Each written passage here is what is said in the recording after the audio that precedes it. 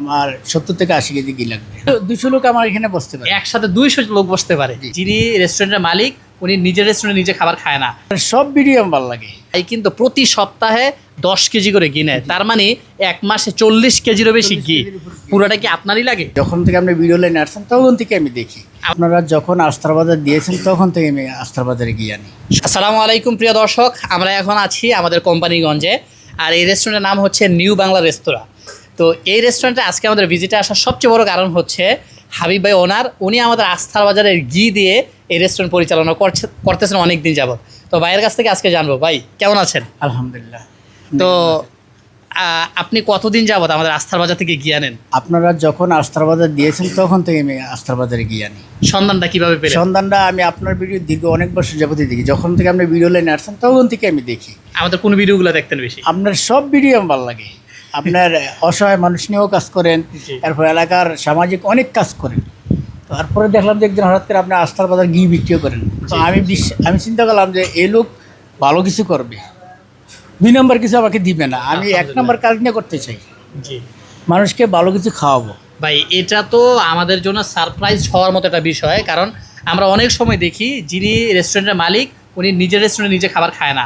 কারণ আমরা এটা বলতে শুনি অনেককে আর কি, আমি জানি না যে ওনারা নাকি বাজারে যান সবার পরে গিয়ে মানে যেই জিনিসগুলো ফেলে দেওয়ার মতো ওইগুলো আনেন। আর সেই জায়গায় আপনি আমাদের কাছ থেকে ঘি নিচ্ছেন, ঘি ১৫০০ টাকা কেজি। তো ঘি যদি ১৫০০ টাকা কেজি নেয়, যেখানে বাজারে পাওয়া যায় ৬০০-৭০০ টাকায়, তাহলে বোঝা যায় অন্যান্য জিনিস আপনার ফার্স্ট ক্লাস হবে। আলহামদুলিল্লাহ, আপনাদের দোয়ায় যেমন আমি কাজ ভালো করি, ভালো ঘি দিতেছি, যার কারণে আমার কাস্টমার কিন্তু এই কোম্পানির জন্য ভালো কিছু করতেছি।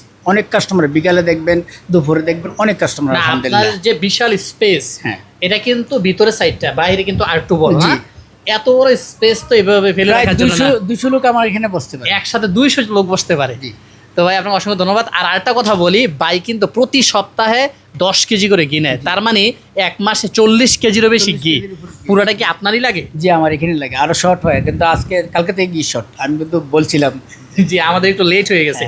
আচ্ছা, এখন ভাই ছোট করে যদি বলতেন ঘি দিয়ে আপনি কোন কোন খাবারটার মধ্যে ঘি ইউজ করেন? ঘি কাচ্চিতে ইউজ করি, এরপর আপনার এই যে সবগুলোতে মোটামুটি ইউজ করতেছি। আর কিছু আইটেমে করিনি, এখনো করবো।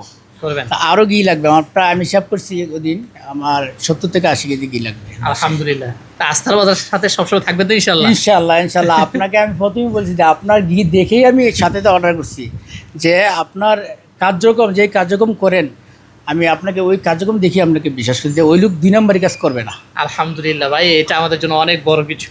আমি ওইখানেই দেখছি যে আপনি যখন করেন তখন আমি বিশ্বাস করছি যে ২ নম্বর কিছু করবে না, ঘিটা ভালো হবে। আলহামদুলিল্লাহ, এখানে ঘি আনার পরে আমি নিজে খাই ঘি। আমি কিন্তু ডায়েট কন্ট্রোল করি, বাসায় নিজে ঘি খাই। আপনার যখন এখান থেকে আমি বাসায় নিয়ে যাই, আমি নিজে খাই। আমরা দোয়া করি বাচ্চারাও আল্লাহ আপনার এই ব্যবসাকে অনেক বরকত দান করুক এবং অনেক দূরে এগিয়ে যাক। দোয়া করেন আমাদের জন্য। ইনশাআল্লাহ হালাল পথে যেন যাইতে পারি, এটাই দোয়া করবেন ইনশাআল্লাহ।